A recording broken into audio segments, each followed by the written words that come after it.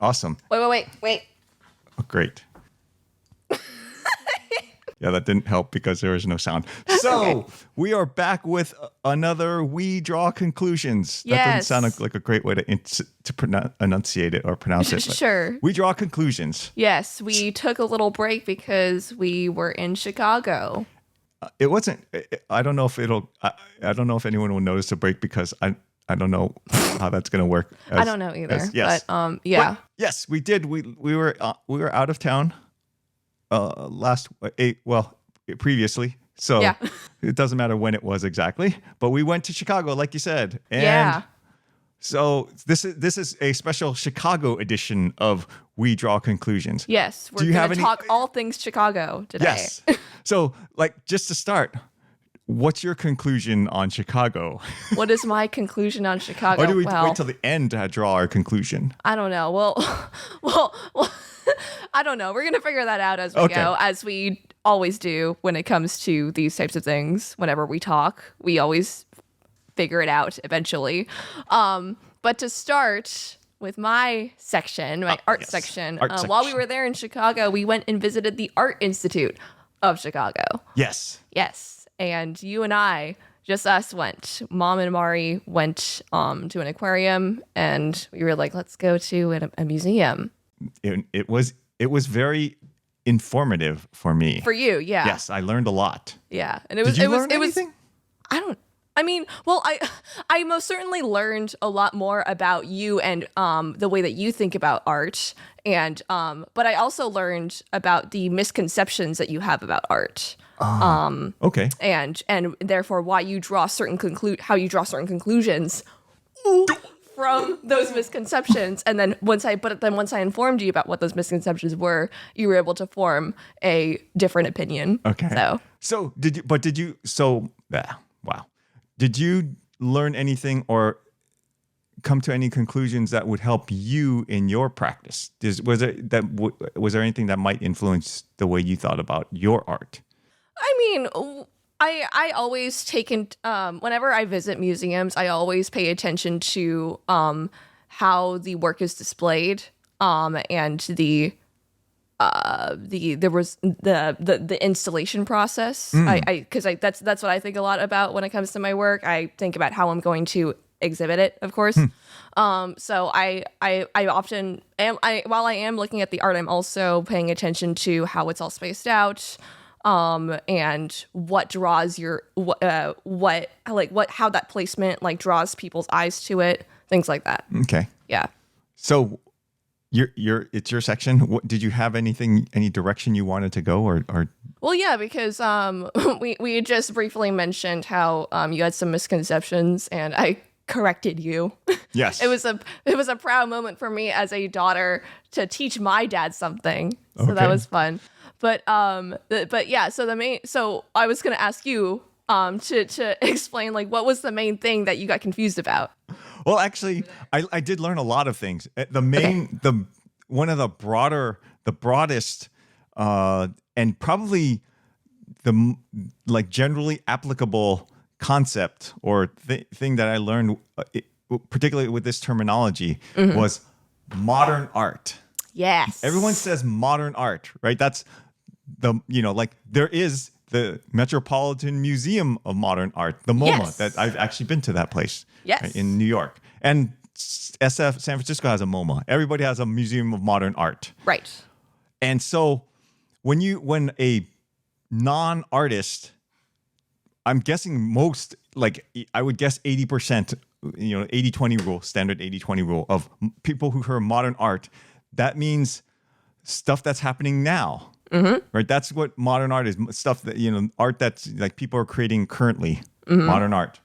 But I learned that modern art is a art movement that is addressing modernity and the Industrial Revolution. So that's more 1900s, mid 20th century kind of things. And what people actually mean when they say modern art, they mean contemporary art. Good job, Dad. So I learned stuff that art that people are creating now is contemporary art. Yes. Not modern art. Yes, exactly. But a contemporary person could create modern art if they were addressing early 20th century modernity and industrial. It actually probably that not. wouldn't work out Actually, though they probably wouldn't be, because even because that person would have to be within that time period in order to actually make something from that time period, because if someone was to create work now about a previous era, it would still be considered contemporary art because they have the contemporary perspective on that previous era. So there's no way that could work. Okay, that makes sense. Yeah. So that was one of the big ones that I learned. So is that what the direction you want me to go? And you want to comment on all the misconceptions that I address, or where I figured out things? Yeah, no, it was yeah, so that was the big one. That was the biggest thing that you learned, and I was very excited to teach you about, and I was most excited to just see you go, "Oh, wait, really?" Yes. Well, okay, so it was like, but here's the way that it was actually very logical how I figured this out, though. It's not like I was looking at the thing, I'm like,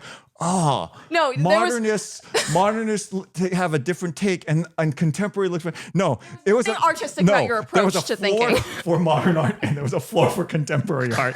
No, literally, it was a plate. It said second floor or first floor was modern art, and then the top floor was contemporary art. And I'm like, oh, so that's separate. There's two different things going on here. The funniest part to me, because I was like, oh yeah, we're gonna go. We were at the modern section, and I was like, okay, now we're included the contemporary. You're like, wait, what? I'm like, Dad, they're different. He's like, what? So and I was like, Dad, they're eras, not styles. He's like, oh. And then he completely just changed his perspective. Wow, that's very interesting. But okay, so I'll actually go before that though. I did learn something. Okay. I'm just going through the things that stood out as far as things I learned. Oh yeah, here we go. Rococo. So this is when I think of American art. Yes. And I don't know why I always go back to it, but it's the George Washington crossing the Delaware, or the Abraham Lincoln portraits, those kind of portraits and things. Those are more Dad. Those are more Renaissance, and those are more like towards that. But like, yeah, I mean, in a sense, yeah, like Rococo was more of like Rococo more had to do with purity and like scenery and like beauty and aesthetic.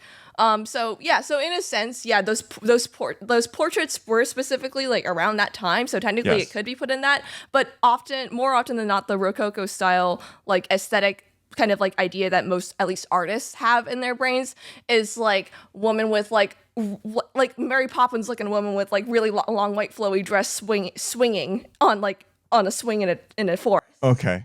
But those guys, the portraits that they had of those were these giant dudes with really oddly proportioned features. Oh yeah. They look grotesque almost.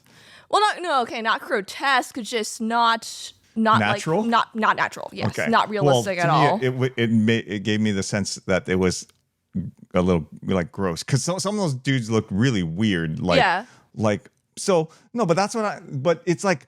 That same feeling is the same feeling that I get with Washington, that giant picture of Washington or pictures of Washington. Anyway, so maybe I have it wrong, but I have it in my head that's how that era is a weird.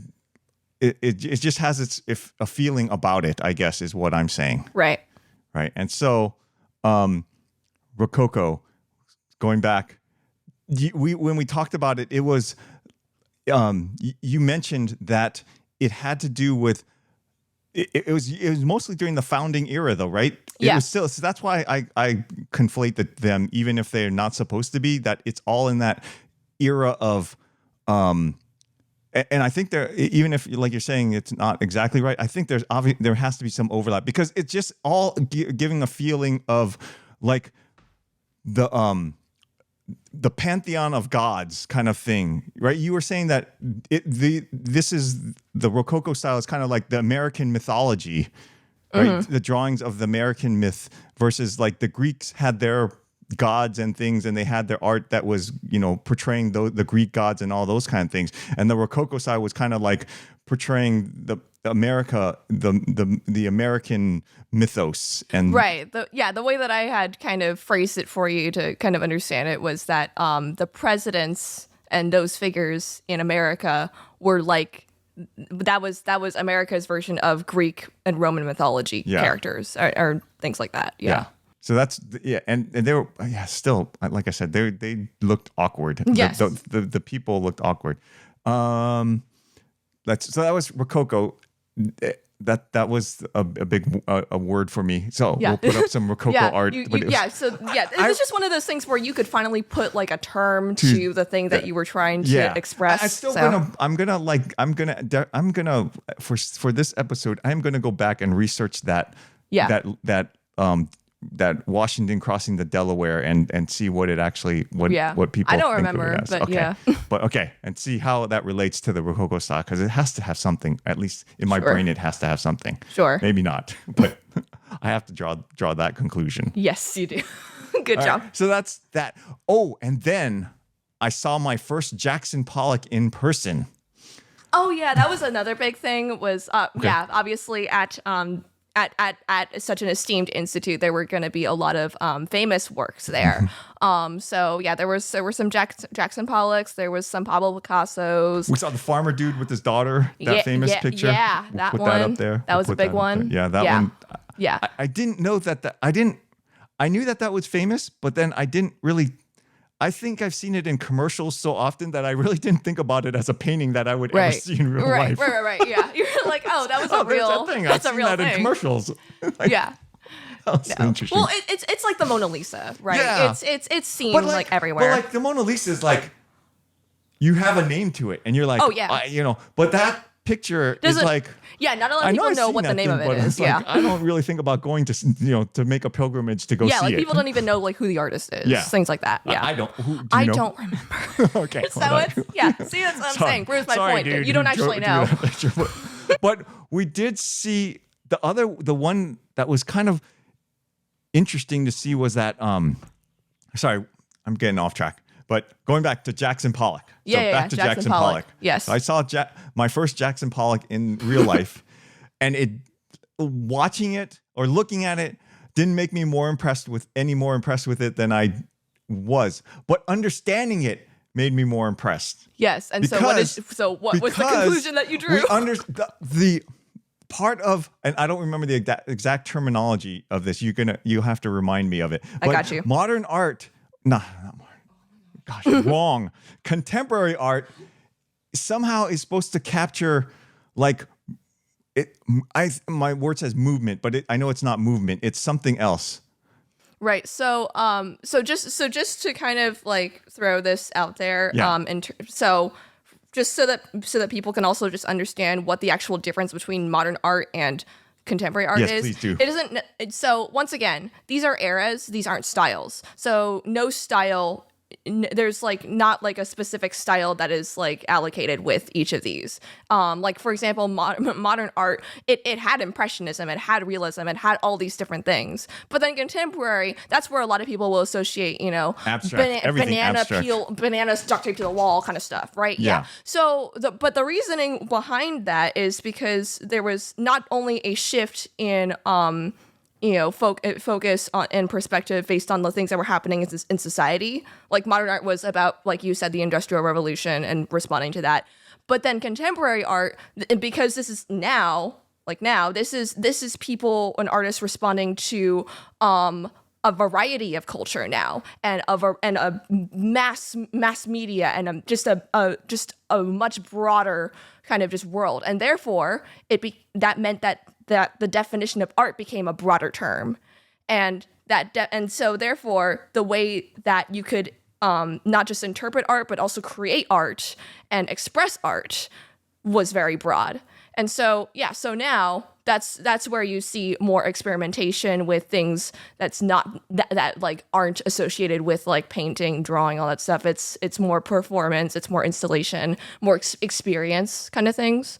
But like I guess to kind of just put it kind of concisely, the main shift was modern art was focusing a little more on the aesthetic, but then then contemporary moved more towards the conceptual. So Okay. yeah.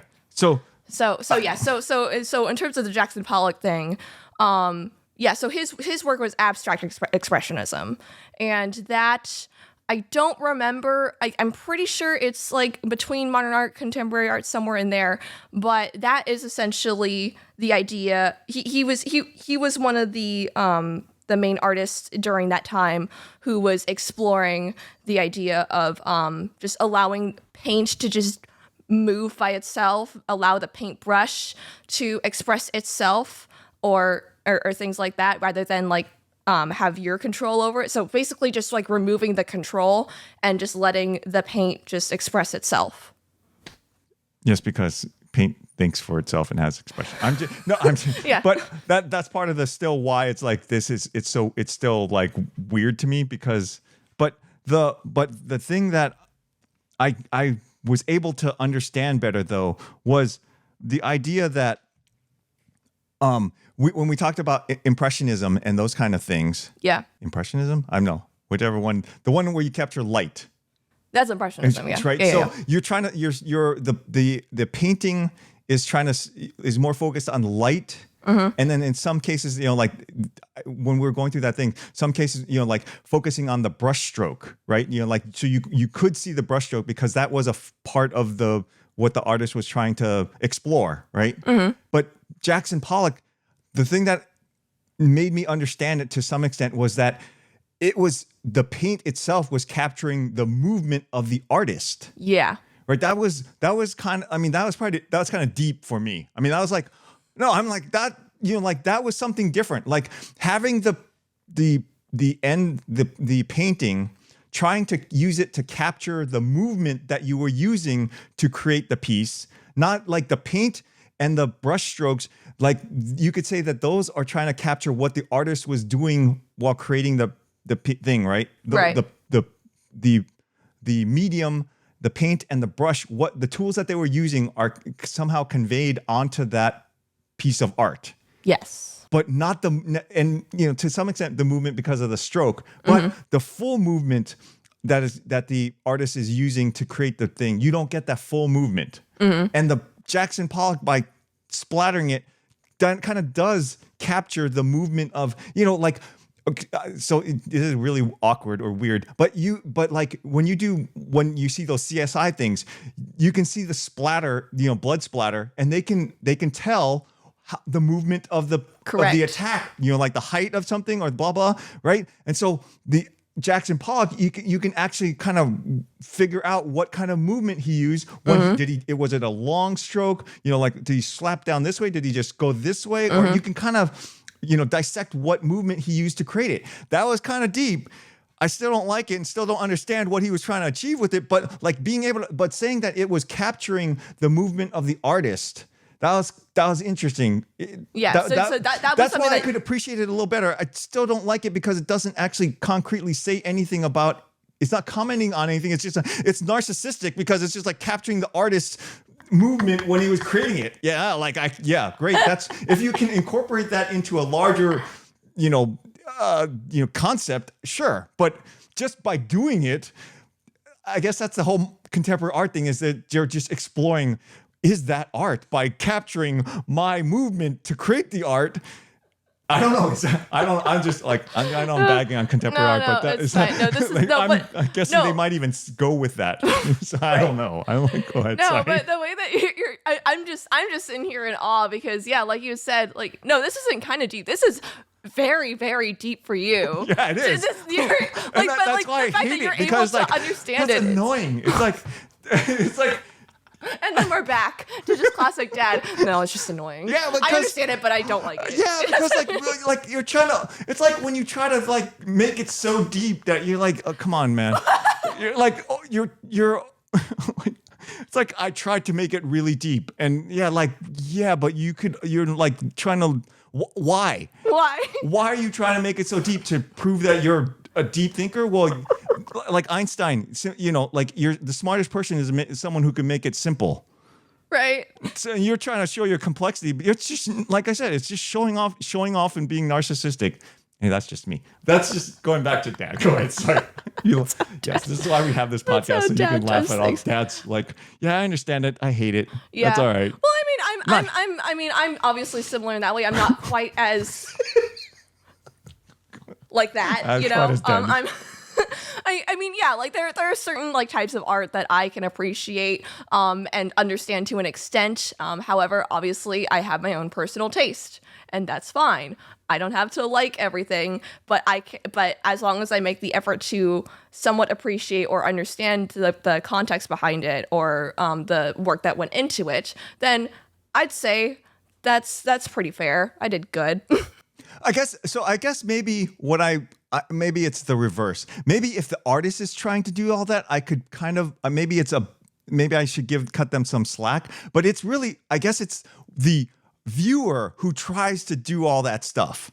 Sometimes, then, yeah, sure, sure. Like you say in your classes, sometimes when you go to critique, people try to read things into your pieces and other pieces and like go all this deep, and you're like, no, that's not where I was going. And it's like that propensity to try to make everything way deeper than it is like, that's the part that annoys me. And so maybe if the artist was trying to do that, I mean, I could give them a little slack because they were trying to do something, but it's if I tried to read into all that, you know, all this meta stuff into something, that's where it's like, maybe if the artist told me that that's what they were trying to do, I'm like, oh, okay, then it did work. You did a good job because I did understand it. But if it's just me trying to read into it, and that's the border. Like, I don't know if I'm trying to be pretentious by going that deep. Is the part that I don't like, because I don't like when other people try to read things into something, you know, that may or may not be there.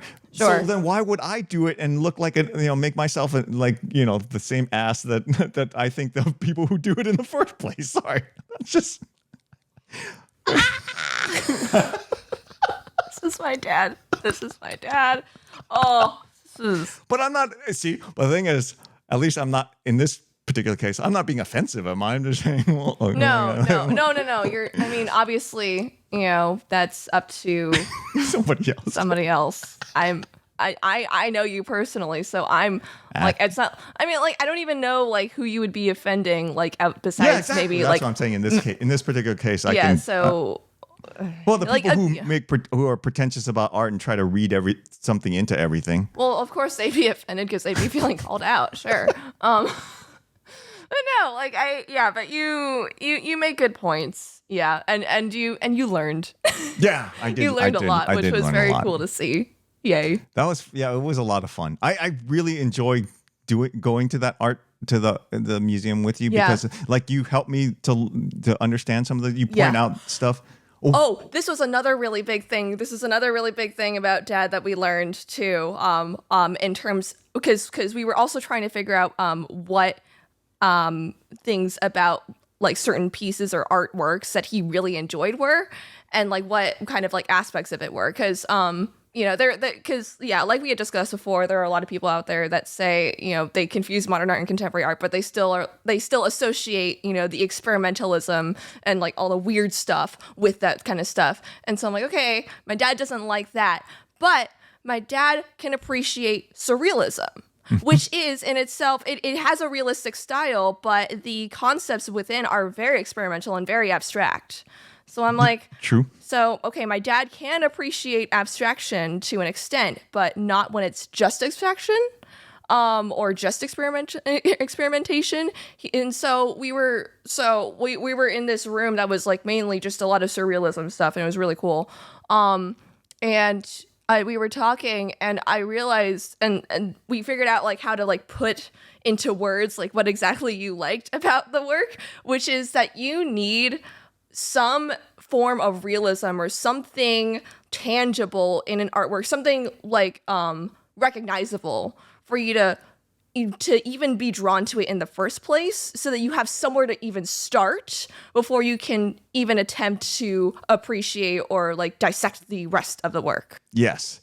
And I learned from you that because being that it doesn't have to be necessarily real, but it has to be something interesting about the art that you have to start from. That needs to draw you in. If there's nothing interesting about it, it's harder for you to be drawn in. Yeah. So Yes, so obviously with any great work there needs to be something interesting, but for you something interesting is more often than not realistic. It has to, the starting point. Yeah, whatever the interesting thing, it has to be real, some kind of realistic concept or item or something. Because I like all the things that were just all the abstract art that we looked at, or not all, pretty much all of it. If it didn't have something that was like some aspect of it that like was, like you said, recognizable, it's like, okay, it's just some nice colors on the thing. I don't know. What's my favorite one, or one of my favorite ones was the red, blue, white, blue, yellow panel or something. And it's like just panels with colors. And I'm like, I have an awesome photo of you just standing there. And I'm like, I'm not sure what it is trying to tell me. It's just colors in panels. And then the title is the colors that are on the panel. I was like, okay, but what was your favorite one? What was it called? What are you saying? The light switches. Oh, yeah. Oh, yeah. I think this was in the contemporary art section. And this was, I believe it was a sculpture / installation. I don't really know like what the exact medium is. But basically, we'll pull up a picture because we have all of our photos that we took from it. They're giant like structures of light switches, flick, and one of them is called light switch hard version because it's solid. It was made out of wood. It looked like it was And then the other one was like made out of some kind of cloth. Looked like pillows. It looked like a giant pillow. Like a giant pillow, like a pillow pet, but in the shape of like a thing. And then I was like, oh, so it's probably like the soft version. Oh no, it's light switch ghost version. And while we were there at the museum, I was wearing this like outfit that kind of resembled that sort of cloth. So I was like, oh, so I'm the ghost version of myself. I don't know. I was just making jokes, but yeah, it wasn't necessarily my favorite one, but it definitely stood out to me. Yeah, it stood out. Like, yeah, I know it stood out. Yeah, that's all. The other one that I liked was that obviously it had a touch of real. Was that Dorian Gray, the painting? Oh yeah. From the book, the film. But in the film there was a painting, in the portrait of Dorian Gray, and that was the painting. And that was the portrait that was used in the movie or in the film. Yeah. So that was interesting. It was colorful. It was colorful, but it was very muted. Because it still had that grotesque imagery going on there. Yes. It was good, but it was very intense. Yeah. But it was really cool to see. Yeah. I liked it. It was interesting. And then one of my favorite artists, I got to see their work. Rene Magritte. We had his the train. Oh, the train coming out of the fireplace. Something? Yeah, but then I think it was Time Transfixed. Yeah, that's what it was called. And then my other favorite was the painting of the pipe, and it says in French, "This is not a pipe." Yes, that one is. That one's just funny to me. Yeah. That is good though. That is fun. Yeah. He did. Yeah, there was a lot of stuff from him. Yeah, and we saw some Salvador Dali work too, but like not any of his like not famous, not famous his ones. Melted clocks, all that stuff. Yeah. Yeah. Oh, there was another thing I wanted to talk about. This didn't take place at the what's it called?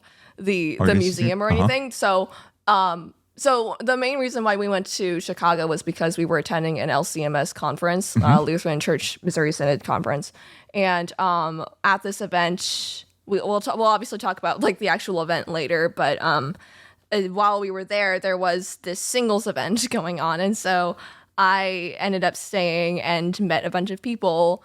And when I was there, we were like discussing, what we did for a living and all this stuff. And I was like, oh, I'm an artist, or I'm an art student. I'm going to be an art teacher, all this stuff. And immediately I got flooded with, so what do you think about modern art? And what do you think about the banana? I'm like, okay, and it was just really funny because then I would be like, okay, are you talking about modern? What are you talking about with modern art? Like, what are you saying? And they're like, oh, then they use the banana duct tape. I'm like, oh, so that's contemporary art. Yeah. And they're like, what? Isn't that the same thing? I'm like, no. Yeah. And I just taught my dad this. Yeah, I was, we went through this with my dad. Yeah. Yeah, so that was interesting. But then another one was when people asked like what kind of work that I did, I said that I technically do contemporary art, but in a like a surrealistic style. And they were like, "What's that?" And I was like, Salvador Dali. They're like, "Oh, melted clocks." Like it's just very. Yes. Everyone knows that. Everyone knows that. And then, so it was just really interesting to see through those interactions, like what people associated with different artists or like different things that like when they're not at all like if they have very little experience or knowledge of the art world, they're like, "Oh, that dude with the melted clocks." Yeah. Oh, surreal. Oh, yeah, sure. Okay. They don't know what surrealism is, but they know what about melted clocks. Yeah. Yeah. So, I mean, I think, and we joke about this, that dad going back and getting being an art history major. Yes, I paint you. No, but there is, I mean, obviously there is a severe, and I don't know if it's a good thing or bad. Well, probably not a good thing, but there is no art education, whether in actually like executing on it or history of art. Well, I mean, there might be art classes and things like that, but there's not. Oh, yeah, there's not always they're not always history classes. And it's not even woven in any way into the typical history curriculum. Well, yeah. Right? I mean, unless you're, exactly. Like, unless you're going for a specific degree in that section, then that's the only way that you're going to obtain that. So I don't know if that would be beneficial to people. Probably, it would be in far as like thinking about things and how things progress and how I think so. Movements and styles react to other styles and movements and how the broader social landscape is affecting art and people and back and forth. And I'm sure there is value to it. I don't know. Are you going to teach your kids about art more? I mean, when you have if I have kids, I probably. I mean, like if I'm sure by that time I'm still going to be doing art. Yeah. So of course I'm going to want my kids to know like what it is that I do and why I do it, and then how I know how to do what I do. Like, sure, I sure, but like, I'm not gonna force that knowledge on them. Taking them to museums and then having them understand, and you go to, because I didn't go to, I went to the Museum of Science, so we got to see the cool animals and things like that. But I never looked at the paintings or anything those are just like a secondary thing. And so I knew nothing of the movements and style, but at this point, it is interesting to do it with you because it's, I learned stuff and I learned about eras and things like that. And I can see how that time period reflects on the art and things like that, right? So that it's all very interesting. Yeah. It is interesting. Well, like you had said, like you had mentioned this before, like trying to question if it was beneficial for people to learn about that stuff. Like, I think I feel that it's important for people to understand more of the context around the art. That's because like we've discussed a lot. I think people get confused between eras and styles. They don't know how to separate them. And so I think it's important for people to know the difference between the two. Like modern art isn't it's so many different things, it's and also includes so many different mediums, right? It's architecture, it's painting, it's sculpture. And like you said, it's eras. There's also movements and style, right? So there's all kinds of things that are going on, right? Yeah, right? And so much of it has to do with social context. And I don't think a lot they recognize that. Well, that's what artists were always supposed to be, social commentators. Well, exactly. Yeah. Not that I like the ones that are going what they do now, like banana on the wall kind of thing. That's not what social commentary. I don't even sure. Well, at that point, that's capitalism, blah blah.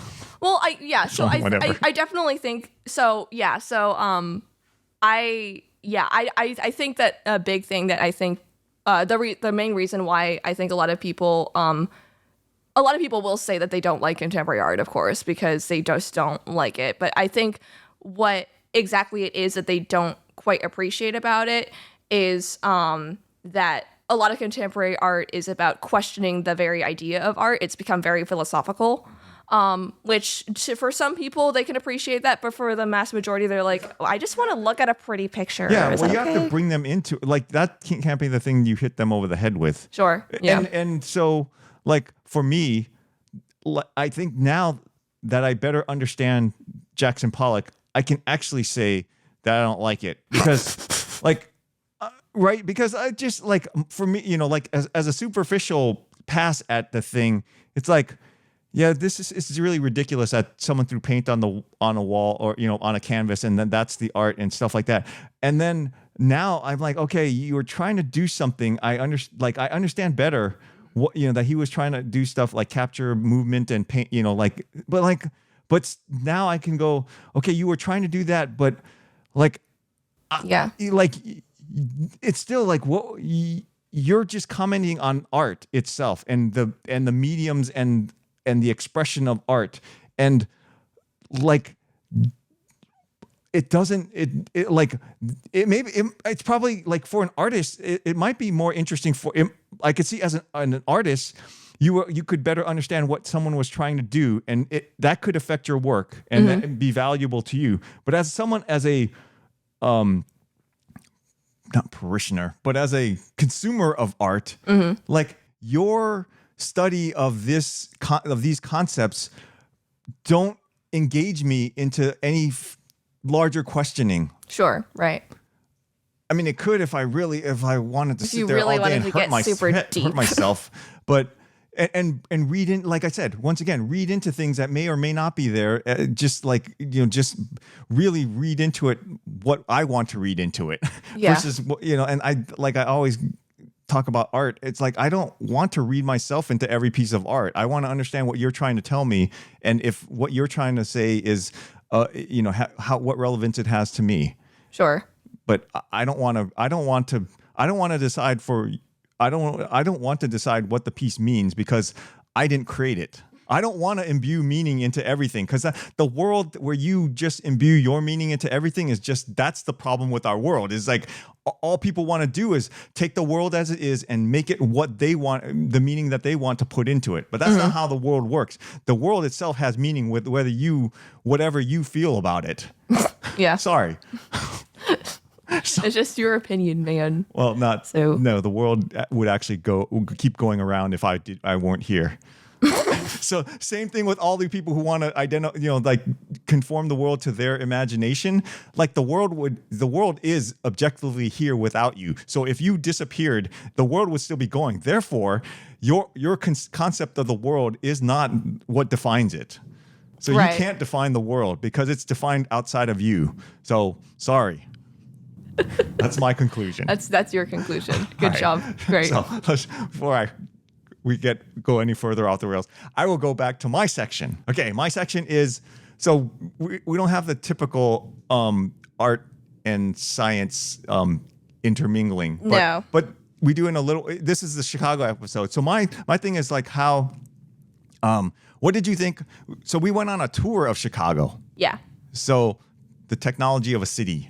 Or something. Yes. I don't know. Sure. But there was a lot of art in the city. So one of the things, what did you think of Chicago as a city?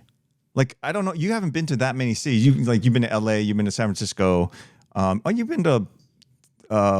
Did you go to Boston when you went the East Coast trip? I do not remember Washington at D.C. stuff like that. So, what did you think of Chicago as a city? It was a city. It was a city. It's like every city that I've ever been to, even to Portland too. So I'm like, okay. Okay. So that. I mean, but okay. So you briefly mentioned the architecture part. So yes, I think Chicago just aesthetically I feel different from most cities that I've seen. I think like if I was to compare it to like LA, it's not. It doesn't have that modern appearance. I would think like from just like outside looking in. It like the architecture is very. It holds a lot of history, and it very much has just like stayed like how it's been for a while, which I think is valuable in that sense. Versus like LA, where it's a mix of that, but then there are a lot of like modernized looking buildings that don't really like focus on the things that Chicago buildings do. Okay, so yeah, I'm just trying to get your opinion because like for me, it was a much more interesting architectural city than anything else, anything on the West Coast, because definitely. like the buildings are interesting. Like they have personality to them. Like Oh, yeah, most yeah, yeah. buildings Huge. in like LA, San Francisco, like they're just tall buildings that are flat, no, just glass surfaces, Yeah. and things like that. There's Well, not yeah, much to them. it's that contemporary look of just sleek Yeah. and Yeah. kind of And boring. the other yeah. thing about Chicago, part of the tour was we went into a lot of lobbies, and they We did. had lobbies and rooms like the one in the Chicago Library or whatever it's called, Cultural Center now. It had the Tiffany stained glass ceiling thing. That was pretty interesting. That was.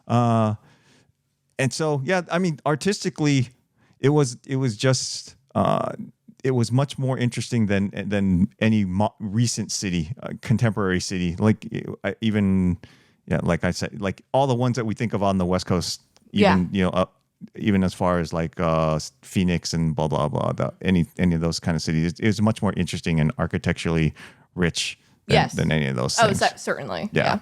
And historically, there's history behind a lot of the buildings and things like that. And that's what makes it even more interesting and special. One of the interesting ones. What did you think of that one with the statue on the top? The one where like they didn't have the face. Yeah. On the yeah. I mean, that made sense. What do you think of it as explain an artist? I guess. Do you think of that as an?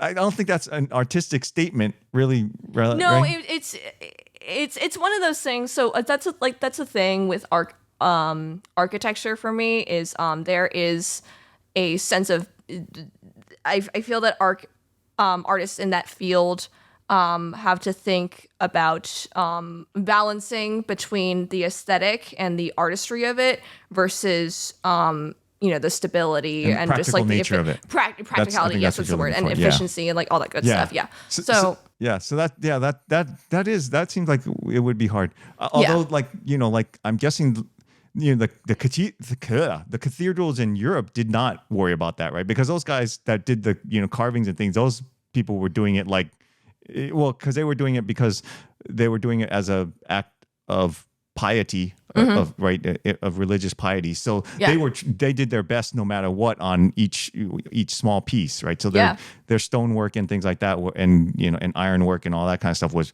as good as they could do.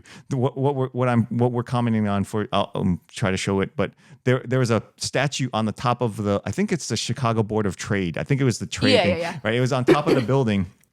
And the statue has no face because when they were building it, they were like, no one's ever going to see the face. So why should we put the face on it? Well, yeah, because it's so high. But at the time it was so high that no one's going to, now they have buildings way above it and you could, but at the time no one was ever going to see that. So they didn't even put a face on the thing, which is. Again, it's that balance of efficiency and practicality versus like logic and artistry. Yeah. I mean, it also just makes me wonder, like, whose face they would put up there. So, what did you think of the food? I'm sorry, that was loud. So, what did you think of the food? How did you think of their food? Food was delicious. Yeah. I'm normally not a hot dog person at all. At all. But no, the Chicago style hot dogs, those were good. Those were delicious because of the stuff that was on it, right? It was just I don't know, it's really funny to me to hear phrases like, oh, Chicago style things or New York things where like I feel like New York things there's kind of this like connotation with it that goes, oh, everything's bigger, or like, oh, everything's like more like there's like more stuff in it and there's more exciting and all this stuff, and it's like technically like the Chicago style hot dog is just, it's a hot dog but you just put lots of things inside, you're stuffing all this stuff inside of it. I'm like, okay, so if I wanted a Chicago style hot dog I could just stuff all these ingredients in and I'd have a Chicago hot dog. Okay, cool. But am I gonna do that? No. Interesting. No, that's a good point. I guess the thing, they have obviously the distinctive, their deep dish style of pizza, right? Yeah. So that was unique to them, but like the food was like, it was good. Like you said, that hot dog was real. That was my favorite thing. The hot dog was my favorite. But it was like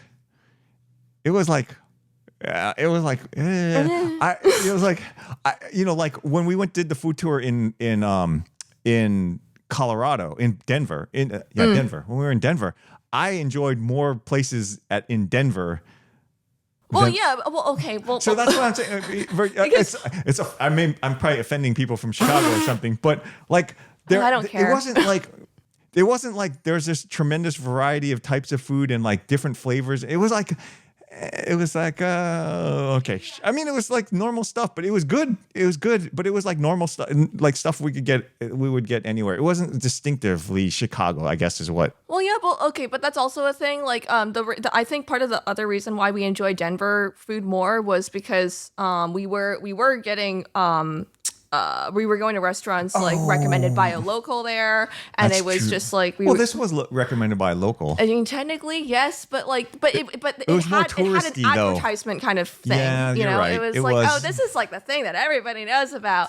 Versus Denver, where it was like, oh no, I like this. This is actually really good because this is something that I found. That is true. Yeah. That is There's true. no like advertisement, like touristy, like We didn't go to the place that the locals would go to. Kind of thing. That really. kind of It was thing. like we were in the middle of the giant city, right near the Chicago theater. But it was more like where the tourist people would go, right? That's true. I guess that's the okay. Yeah. So like it's not anything bad. It's just like that's what I expected it to.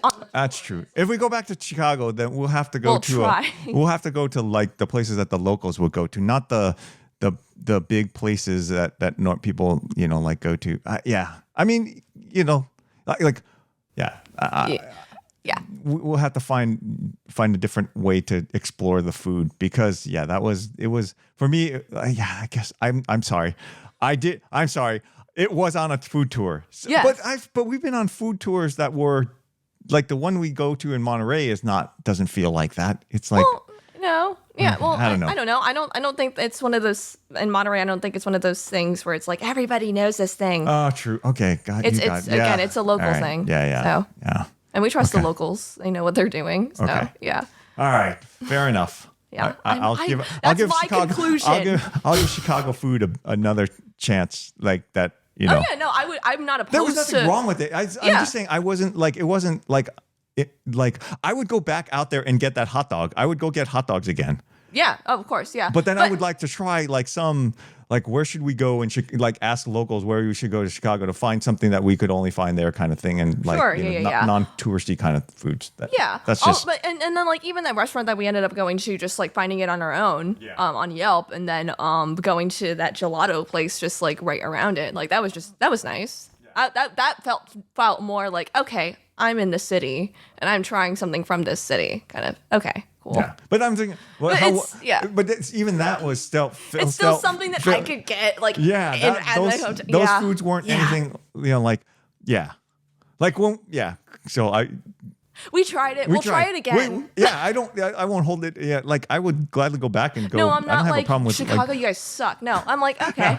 But it wasn't like It's just it's one experience. It was one time. We have to go back and try some more food. And if anyone has any other places that we should try, I would gladly hear suggestions. So, our third segment. Oh yeah, here we go. go. What is our third segment? This is your turn to do pop cultural things. So what is that segment going to be? So so we while we were passing by during our tour, we passed by the Chicago Theater, and on there were a lot of advertisements for comedians, lots of comedians, and there were quite a few that Dad obviously didn't recognize, but it was really interesting for me because almost every single one of them whose names that I saw were all people from TikTok, all people from like some social media thing. Wow. Okay. All of it. Like so one of the guys that like I think you found. Did you find it on your own, or did I show you? No, I found it. Okay, on my own. Yeah. So what? I didn't know till today that he's from TikTok though, because I don't watch TikTok like at all. But that's how like, that's huge. what everyone like when I was watching this show, him on YouTube.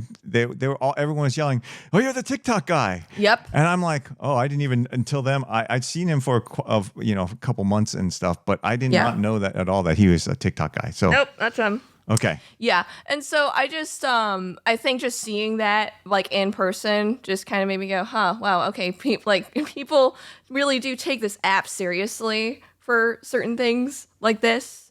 But also like the people like those comedians that are like on TikTok, they have like a certain audience that will appreciate it. So then like when they're going to like a theater where like it's pretty much like open to the public, it's like you're inviting new people, new critical people, even different types of people with, and I think that in a sense is a good thing. Like, okay, they're broadening their audience, and then like there might be who you might find people who are going to appreciate it more. But then there's also that side of, who is this dude? Oh, he's from TikTok. What is that? Why would I care about him? Yeah, like that's interesting because I don't know how, like TikTok is short, right?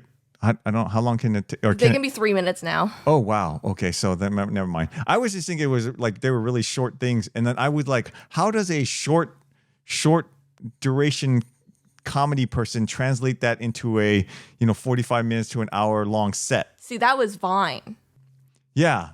And then so Vine happened, and then it got shut down. Then all those top Viner people had to move to Instagram Shorts and YouTube videos, and they had to translate their 6-second content into full-length videos. Yeah, but that's what I'm saying, that like the TikTok people, even if you have up to 3 seconds, it still doesn't necessarily translate into being able to do it for a full show kind of thing. Sort of, yeah. But but like the majority of like their the footages that they post to TikTok are from shows that they already do. Oh, okay, it's not. Yeah. Oh, okay. Like they do it, and then like in like really small venues, of course. Okay. Things like that. But then they'll post them to their thing. I understand. And then, I get it. They'll do that. I was just trying to go with the how do artists translate from one medium to the other, but it's really like they're just clipping from their normal comedy shows. So they're not doing TikTok comedy for TikTok. They're just showing their comedy on TikTok. Yeah. Okay. Yeah. Right, and I just find it's like so interesting how TikTok has become this like new all powerful tool for people to get that attention and those opportunities. Yeah. Because like Vine, like the people, my understanding from when I remember it was like people did stuff for Vine. Like you didn't do stuff somewhere else and bring it over to Vine. Do it for the Vine. You did it. The Vine comedy or the Vine thing was the thing. Yeah. It wasn't, you used Vine as a distribution channel for your content. Yep. Or something, right? Exactly. Yeah. Yeah. So, people just do now things. TikTok is like that. You can just pull your content and put it on TikTok. You can clips of things and stuff. Yeah, you can make money. Okay. All this stuff. All right. Yeah. So crazy. Was there more to your? Did you want to talk more about? Yeah, it was mainly that I wanted to get into. Yeah, and also we were I'm also wanted to mention that because Matt Rife was one of those people, and we were recently having a conversation about one of his most recent what's it called, specials. So Matt Rife, if people don't know, he's known for his crowd work. He's known for being like offensive to people, to just for comedy and that kind of stuff, and people enjoy it.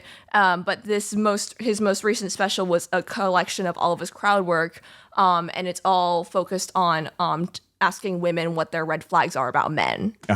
And we were watching, like, we were mainly paying attention. We knew that Matt Rife was going to, interact with them however he wanted to, and it was going to be funny. But like we both paid attention to how ridiculous some of the answers that the women had. Yes. One, like the first one, the lady was like, "Oh yeah, it's a red flag if he has his dogs out, his toes out, if he's wearing flip flops." Yes. I thought it was specifically that he had flip flops. She didn't like flip flops. I think it was no. It wasn't the flip flop. It was the feet out. Oh, that was the main thing. Oh, yeah. Okay. But also the flip flops too. It's also just not fashionable, like, for things. Yeah. But like it was like she had gone on this thing of like, yeah, he was like, literally everything about him was great except for that one thing. And it's like, okay, at that point it's like, is that a red flag? Or is that just a turn off? Yeah. Because why is a red flag seemingly would be something like, oh no, it's going to lead to some problems down the road, like this, like character flaws. Right. Like in red my flag mind, is like a character flaw in my mind. Yeah, no, in my mind, like when I think of like the term red flag, I think of, oh, this is something that could lead to a problem if we were to get into a long-term relationship, Yes. and then seeing a future with you would be difficult because of this like characteristic that you have. Yes. Or this thing. Right. But then like a turnoff, or as they say, an ick or whatever, is like, okay, that's something really gross. That's something that I don't feel good about it, and I'm gonna avoid that. But for me, a turnoff doesn't equate to a red flag where it's like, oh, I'm not going to I don't want to have anything to do with you because of this thing that turns me off. It's just it's more of like a setback to like, okay, does this person have like other qualities that can kind of like override that like little thing that bothers me? Yeah, it should be like the thing that this not wearing shoes or showing your feet, toes, whatever. That seems like that's, like, could I get him to wear shoes or socks or something, and like, so you could overcome this fairly trivially. Yeah. Right. That's why it doesn't seem like a red flag. That seems like like I said, character flaw, something that's like fundamental, not nearly fundamental to the way the person thinks. Well, and that would cause conflict. But also like how that characteristic works with your characteristics. Well, of course, or doesn't. yes. Yeah, because I mean, one person's red flag may not be another person's red flag, Exactly, right? Like yeah. I think we talked about this in something else, but like some people not having children is a red flag, and some people wanting to have children would be a red flag. Right. So it's like fundamental things that like you would disagree on and cause long-term problems, like you just said. Yeah. Versus like not wearing shoes or something, whatever. Yeah. It seems like something. Oh no, I feel like, okay, no, maybe the better word for it all is just deal breakers. Deal breakers. It's deal breakers. I think are more of the long term ones, but then like. Well, then what's a red flag? No, for me they're the same. Those are the same thing. For me, okay, that's I for don't you. know. This is like we've talked about also before. Your generation does not want to define anything. Well, it's not that we don't want to. We just.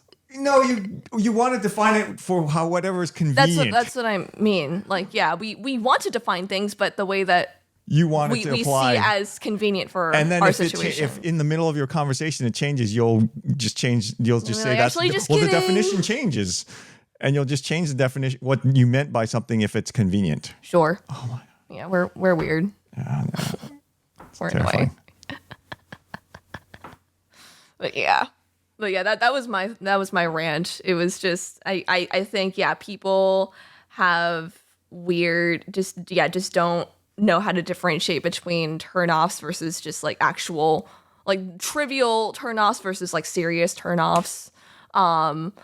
Oh, and I also just also I think like like one of the examples that you said was like having kids can either be good or bad depending on the person, but also a really common like red flag or like ick that I often like see or hear people say is like people having mommy or daddy issues.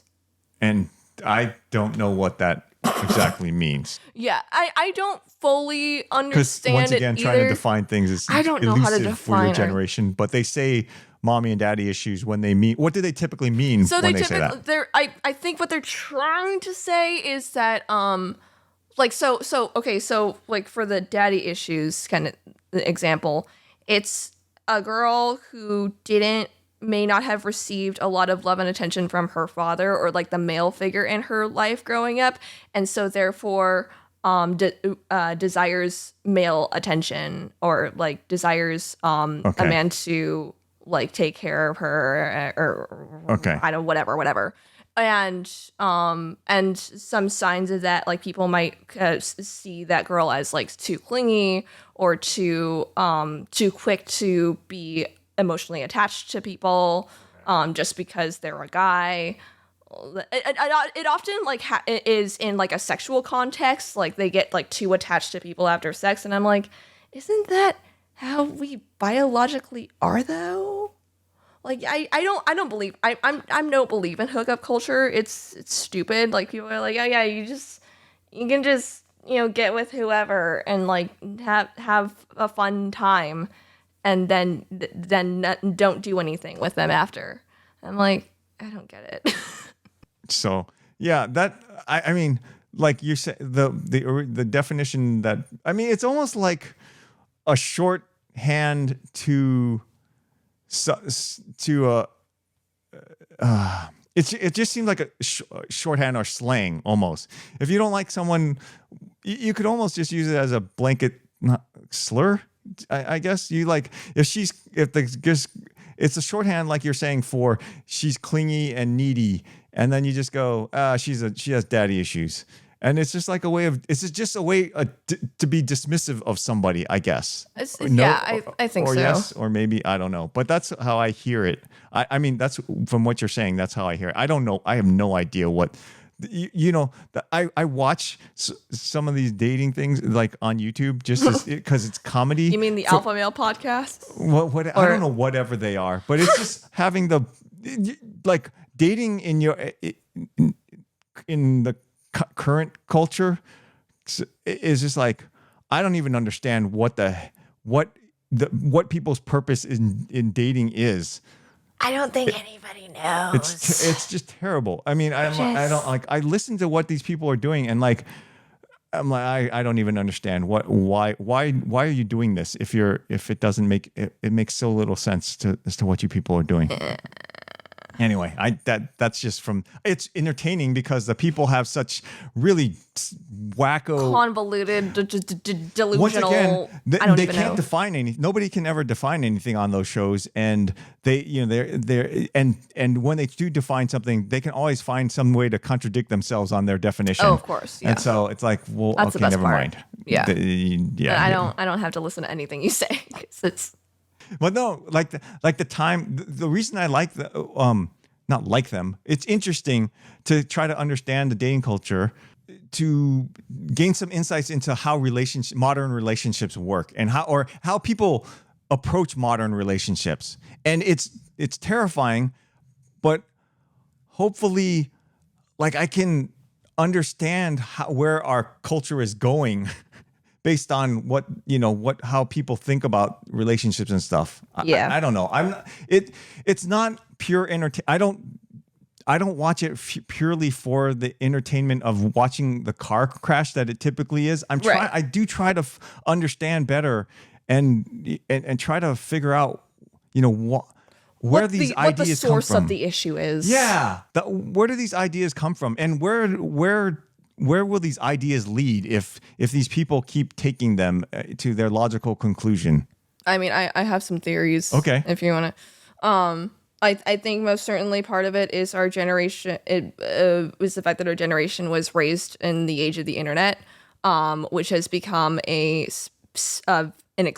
overly accessible place. I think it's for a not lot the of things. internet. I think the thing that your generation it's your generation grew up with the phone. It's not the internet. Well, it's the that phone. too. Because the internet, you still had to go home and be, sit in front of the computer to be on the internet. Right. But now that it's such. Well, yeah, that's what I meant by the accessibility. Yeah. See, that's why it's the smartphone that you're talking about then. Yeah, mainly. Okay. Yeah, mainly So that, but also in the context of that space of the internet too. Yeah, we're exposed to a lot more things than anybody should. At a much younger age than anybody should be. So, and I think because, and also, it has to do with less ability to pay attention. It's less, and it's I also think it's just our we kind of think that we're going to be able to take in knowledge faster because we're so used to just scrolling through things, but we don't actually process all of it. We're just we take in the information, but we don't really process it well enough, I think. So that's an interesting. That's a good point. So I don't know if you've ever heard of this distinction, but data versus information. Yeah. Because it's just data. It's just that's stuff is going across. No, we're not actually taking in information. Yeah, you're not processing it and turning it into information, which is useful and connected data. Yes. Right. And so you guys have lots of data, but you're not gaining any insights or information from it. Exactly. Yeah. And I think, and also a huge thing is, this was something that's been discussed in a lot of my critical studies classes at my school, which is that because of this internet age, I think there's also less of a need to use language. whether it be writing because we have autocorrect, it's speaking because we can just like have audio for things like that. It's and also just like conversing or not conversating. That's not a word. Conversing. Like it keeps But because we have text and like all these things that like keep us very socially isolated. It's all of these so many aspects that I think just limit our ability to not only intake information but also to spread it and to just properly express things outside of just memes and pictures of things. Yeah, I mean, it takes time to actually come up and think through data, turn it into information, and then have a coherent thought about it. Yeah, and so so therefore that affects not just how we interact with people, but therefore how we are going to interact with people that we might be romantically interested in, and also how we interact with ourselves and our own desires, our own sexual desires even. I think, it's like that big thing of like, you go to the internet if you have a question, you go to Google if you have a question, but then they can provide you with a lot of information, but you don't have the ability to discern between the right or wrong information or what you feel is the best for you. You just go for something because you haven't processed enough or built up the ability to process enough information to discern what is right or wrong for you personally. So, or that it's not right or wrong isn't always personally right or wrong. There is some things that are right or wrong as well. But there's also things that are right or wrong for you too. I mean, there's different levels of that. It's that right? balance of There's some objective truths and then there's some that are subjective, and that's where people get confused because those two mix sometimes and things like that. Yeah. But I mean, so I guess to kind of just like draw my conclusion, I am aware of these things about my generation, and so therefore I'm also aware that these are that this might be some things that can apply to me, and so I'm very watchful of and aware of like how much time I spend on my phone or like and how I interact with other people.